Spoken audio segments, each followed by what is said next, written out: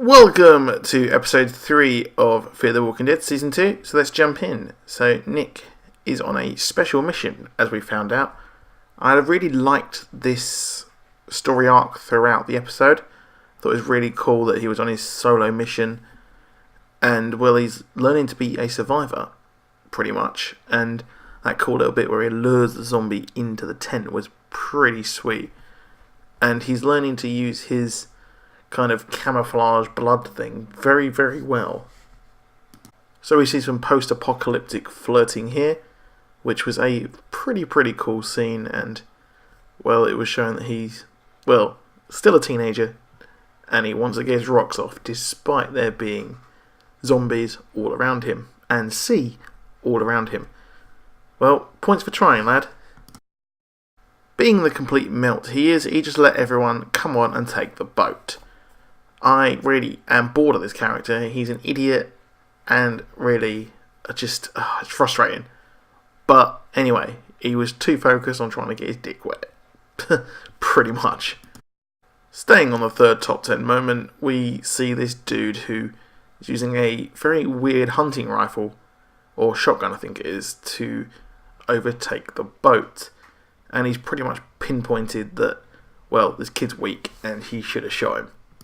So we finally get to see the past of Strand and exactly what his motives are and how he got the boat. I think it's pretty much implied now that he either grifted his way to that boat or it is Dougray Scott's character's actual boat, and that's why he was trying to get there. Very cool. I didn't know Dougray Scott was actually cast in this episode or in the show as a whole. But I like the whole little thing of them kind of grifting him and then actually getting done over himself. So it's really cool. And so the theme of the episode is debt. Some of the best parts of this episode were Nick walking through the streets with his blood all over him. And it was pretty awesome seeing him go through and use this so well.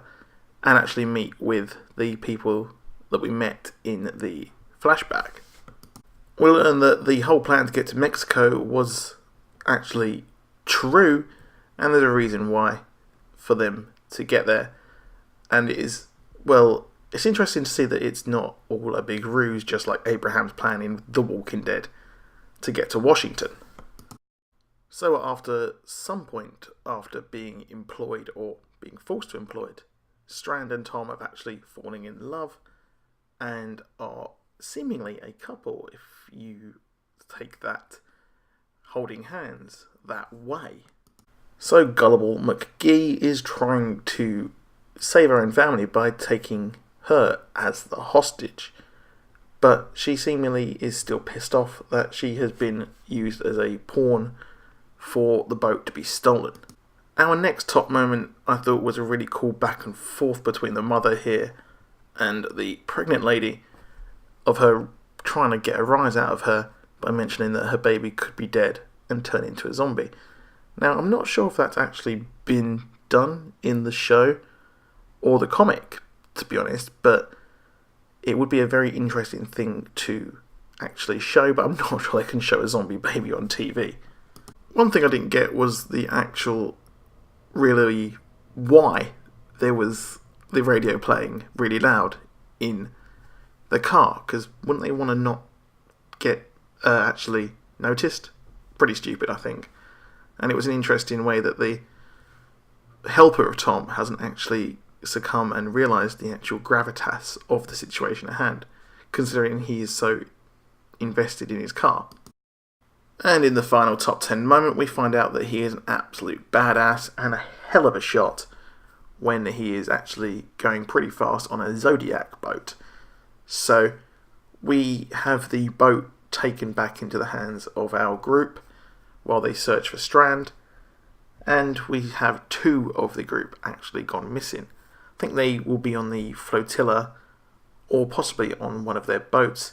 So this is going to be the overarching storyline, I think, possibly in this season so far. But drop a like if you watch the episode, and I'll see you soon, and goodbye.